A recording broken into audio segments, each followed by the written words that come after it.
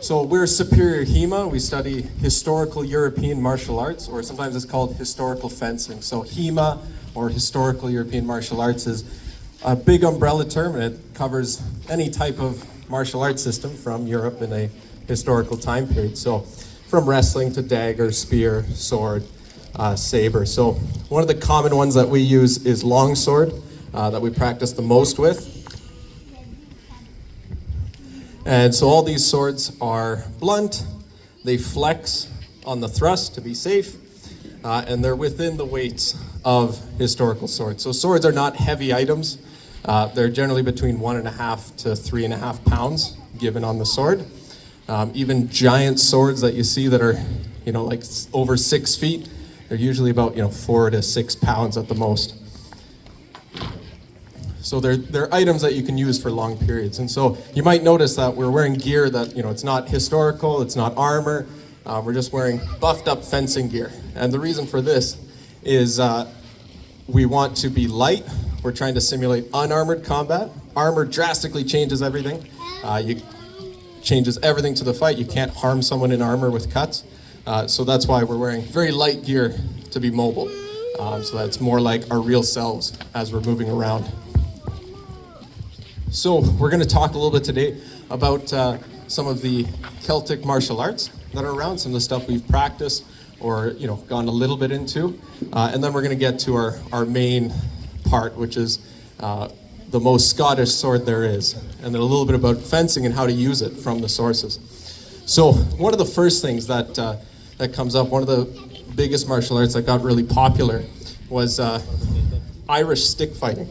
So it's called Baterak, and so there were multiple places where it was taught. People practiced it, but there was even big faction fights where they'd have 50 people meeting somewhere to fight with clubs. It's probably a good thing that that's not around anymore, but it died out in the potato famine, and so people just didn't have time to practice it. So there's people around nowadays who are trying to revitalize it because it's sort of a dead martial art where very few people know about it or practice it. There's people trying to bring it back. Another one is Scottish folk wrestling, which is called backhold wrestling. People are bringing that back into the Highland Games, and so that's something we've practiced lots. We're not going to demonstrate that today.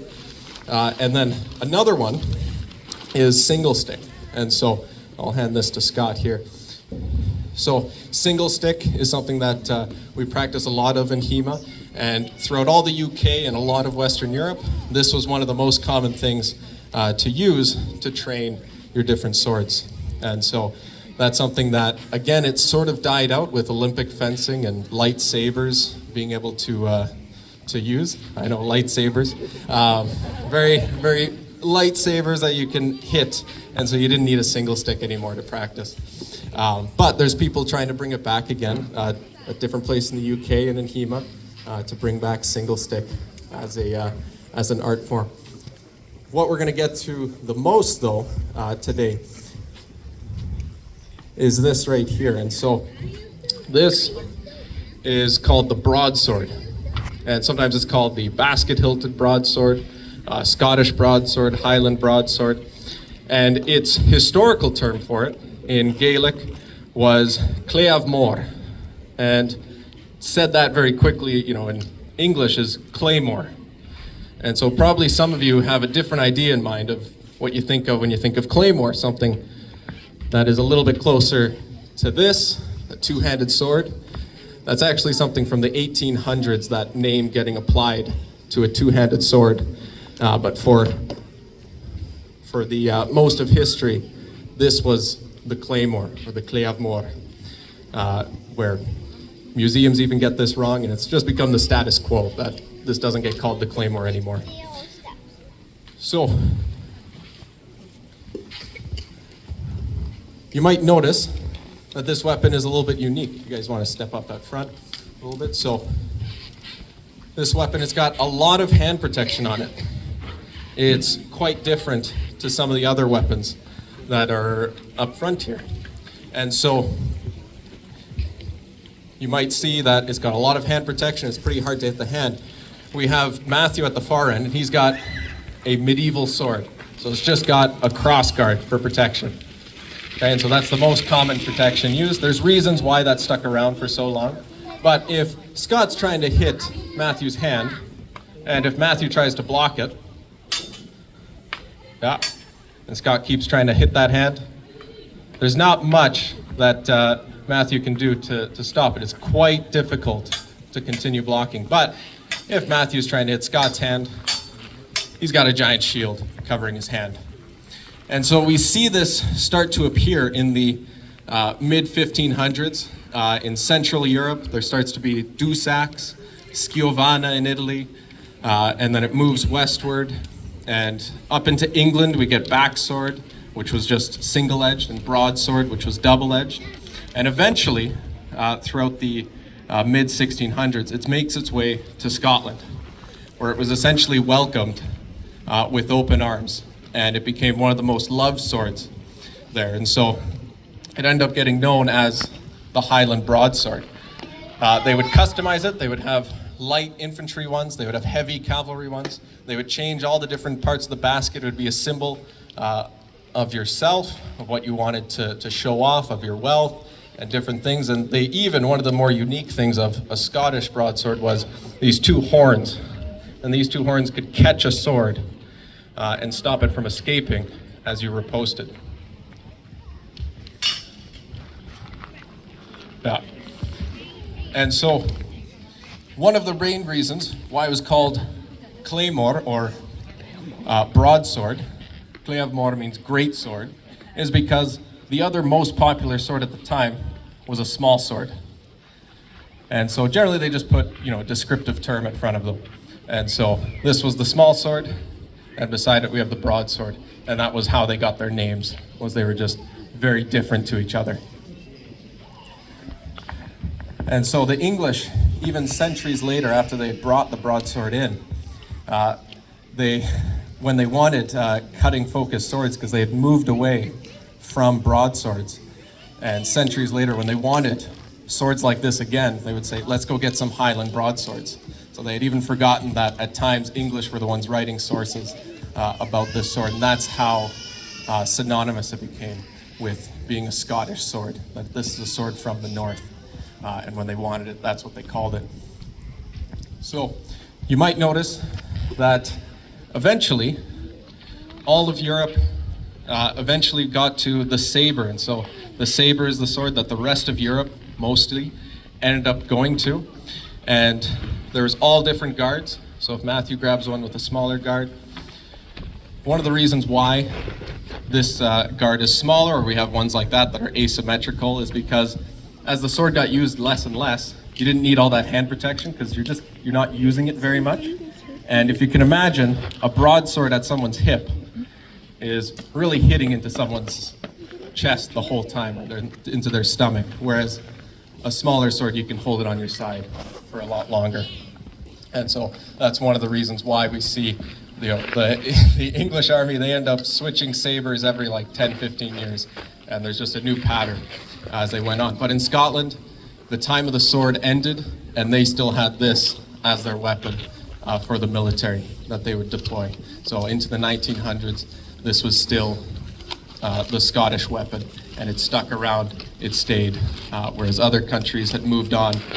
But this one, they loved it, they stuck with it, and it went down in history as the Scottish broadsword.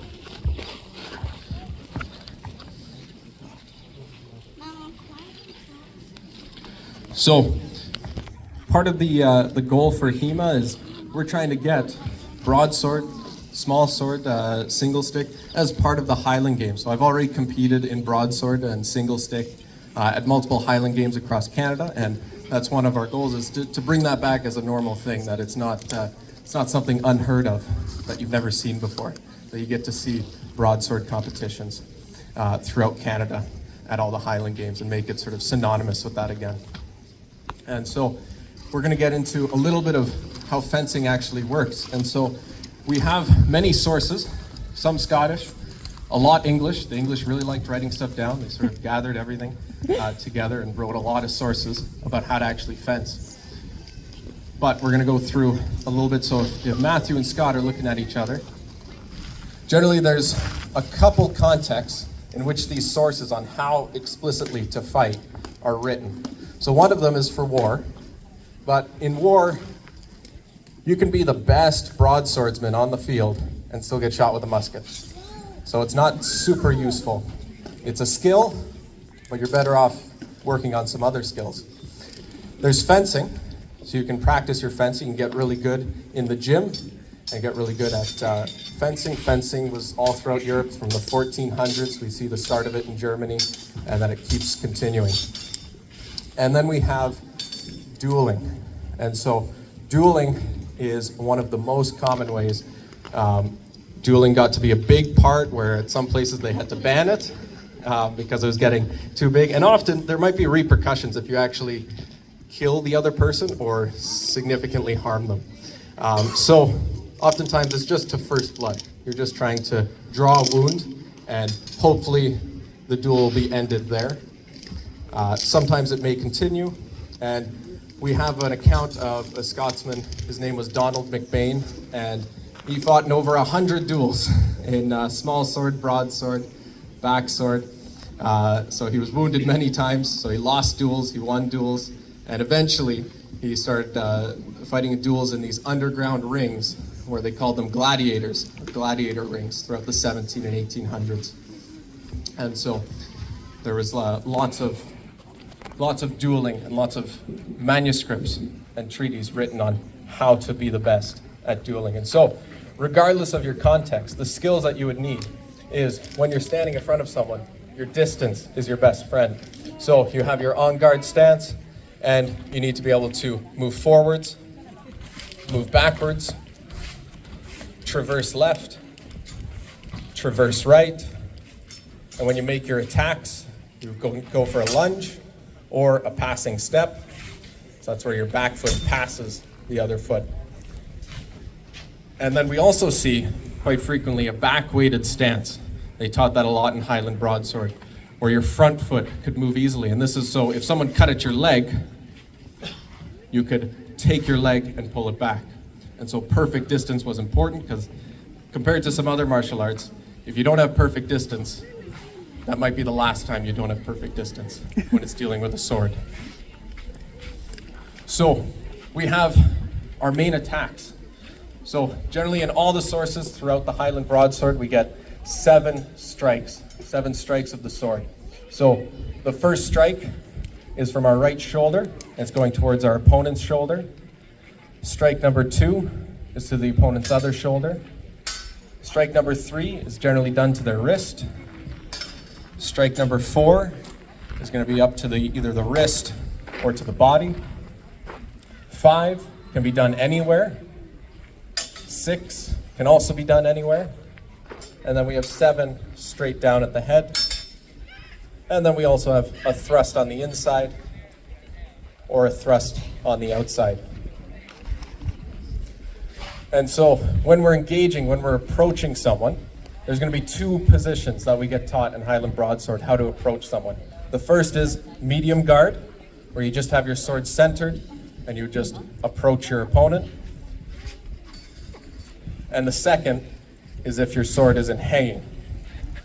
And so from here you can also approach your opponent and come in with an attack. And so we actually get taught, in a document called Highland Broadsword written in 1798, we get a list of 10 drills that they would get everyone to do. And so this is the first drill, it's the simplest one. And so it starts off with sword on the shoulders.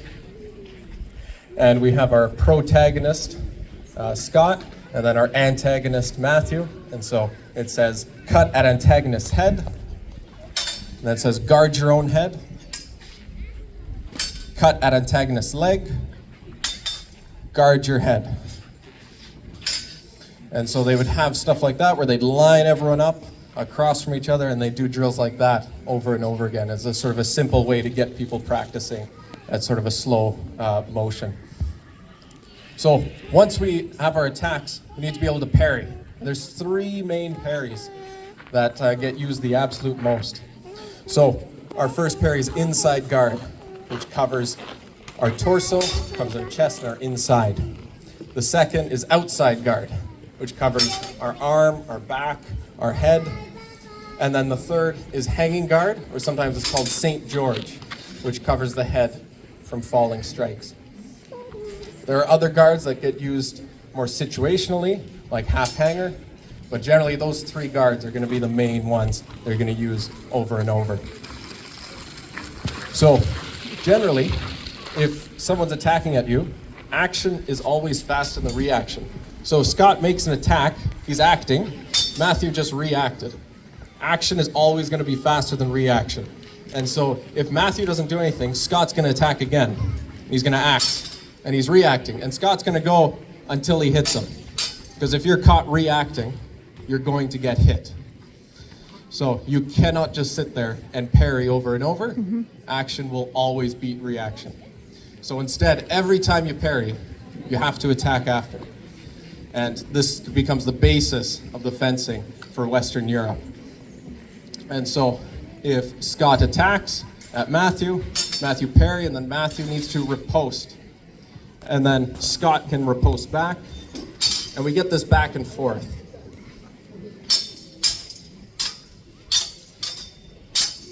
So you're making sure you're keeping yourself safe before you go to attack the other person. And so that ends up being the basis of your fencing. But how do you break that? How do skilled swordsmen break that pattern? And this is with what's sometimes called counter-offensive actions, single tempo actions. The Germans would call them master cuts. And so when your opponent attacks at you, instead of parry riposting in two motions, you would try and block and hit in one motion. So we'll get a couple examples with some cuts. So we can step offside, we can punch with our guard to block and hit at the same time. And then if we get a thrust version, we can block and hit all in one motion. And what this allows you to do is move on to multiple people. So you can actually fence multiple opponents. We do practice that a little bit, and it is doable. So so you can move on to the next person. So if Matthew cuts at Scott, Scott's able to get, it's a single tempo counter. Boom, and then he's able to move on to T-Son and try and get, and he can move on to the next person as he goes. So that's our main elements of the sword, but one of the things that you always need to remember in martial arts is that it's not sword fighting, you're fighting and you have a sword. Okay, so sometimes the sword's not going to be as useful, or you're going to need to use the sword in different ways. So if Matthew makes a cut one and Scott parries, Scott can do many things. He can wrap an arm and use that to strike. And he can strike with the pommel. He can just punch with the basket. And he can also push the elbow. So Scott parries an inside guard. And then he comes around, he pushes, and he can push different parts of the arm to get use. You can also grab a blade. A lot of people can't fathom that at the beginning, but we actually have thousands of pictures of medieval sources of people grabbing their own blade and other people's blades in combat. A sword only cuts if it's moving, and so you can grab a blade and stab. You don't want to hold a sword for so long because eventually they're going to pull it out, but as long as it doesn't move in your hand, you're not going to get cut. But also, you do want to be able to take people down if need be, and so if Scott attacks at T-Son and T-Son parries, he comes in, boom, and you send someone to the ground in order to make it easier to finish them. So practicing all parts of the martial art is really important, and not just being skilled in one element. You're always as strong as your weakest distance.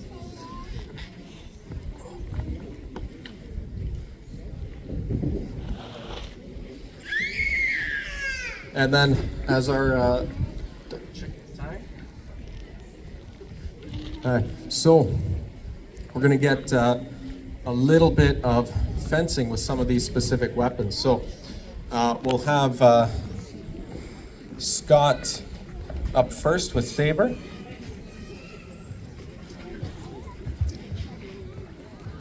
And then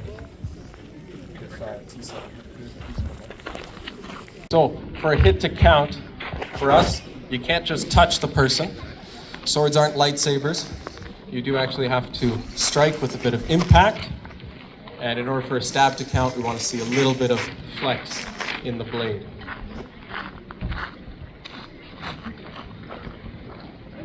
Salute and fence.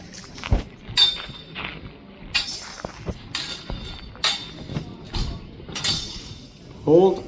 Good. So we saw Scott parried and then struck to the chest. Salute and fence.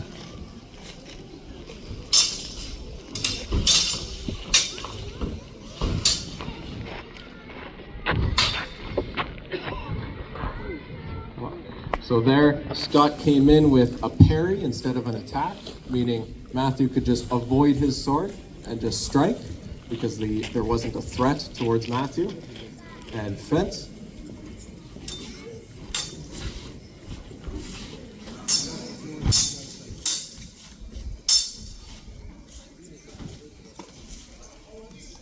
So there, that would be an example of a hit that just contacts the glove. And so it probably wouldn't have reached the arm underneath because we're wearing protective gear. And so one more.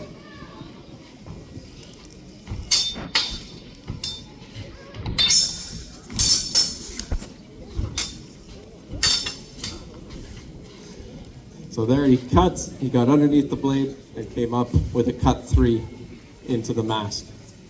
Okay, and then if we have T-Sun, come up, yep.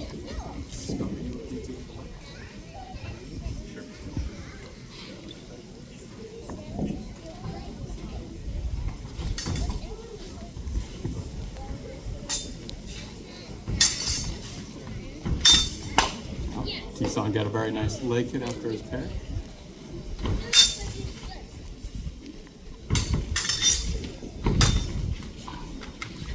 Good wrist riposte.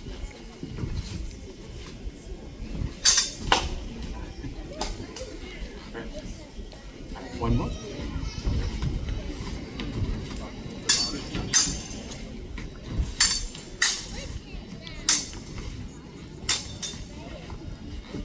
And a nice chest hit from Matthew.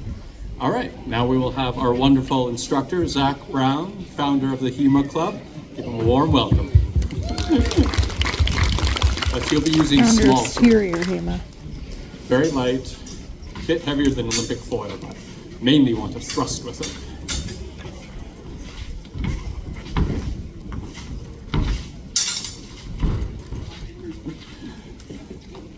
Nice dodge and thrust. Oh, another wonderful thrust to the throat.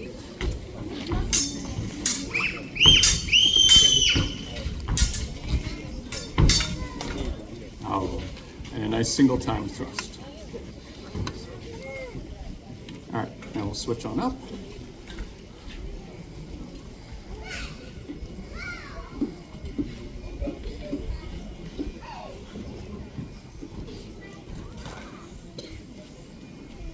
Parrying with the small sword against the basket-hilted broadsword is unlikely to be successful, so you're better off just dodging back and then going in for a thrust, you know, when after they've cut. Of course, the smart broadsword user will just use that advantage to blow through someone's guard.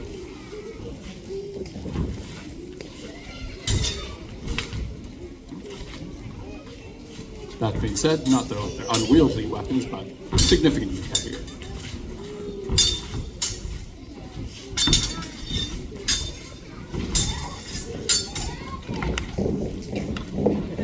And a fine example of controlling your opponent's hand.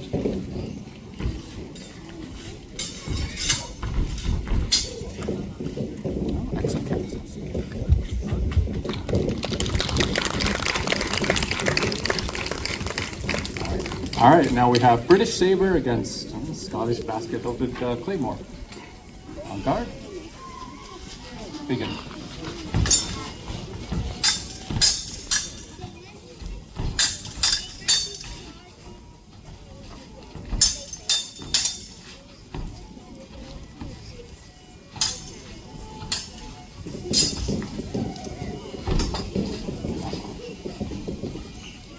close to the head.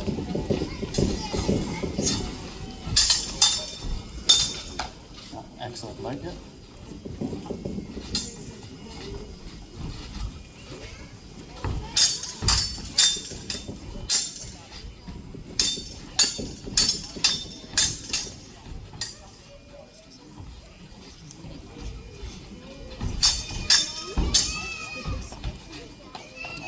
Just graze the leg there. All right, last one.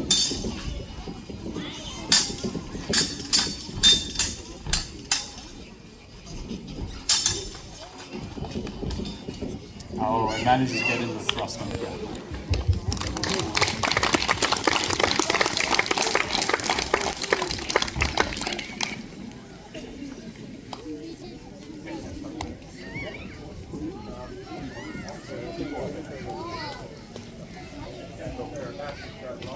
All right, we'll do a few more. This one we'll do some longsword. We mostly study German longsword, but there are lots of other sources, Italian, English.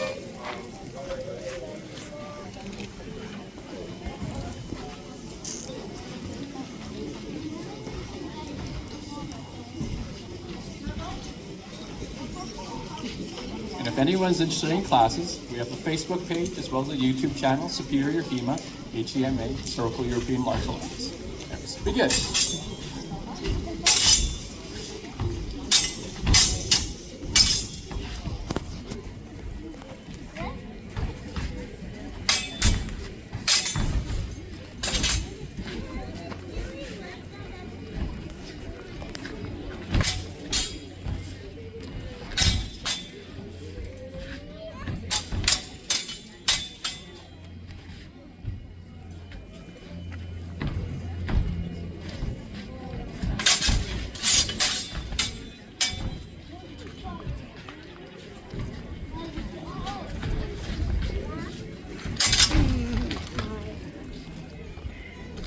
And wonderful disarm.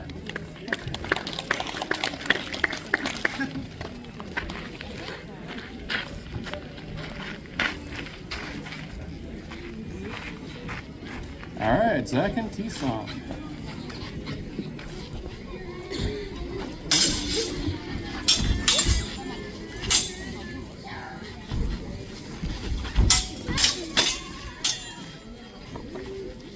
Excellent underarm slice.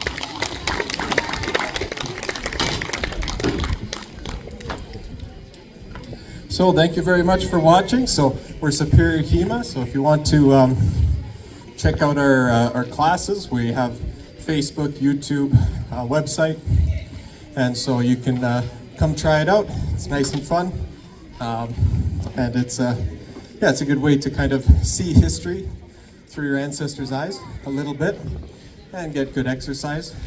And there's we have all different people coming to classes.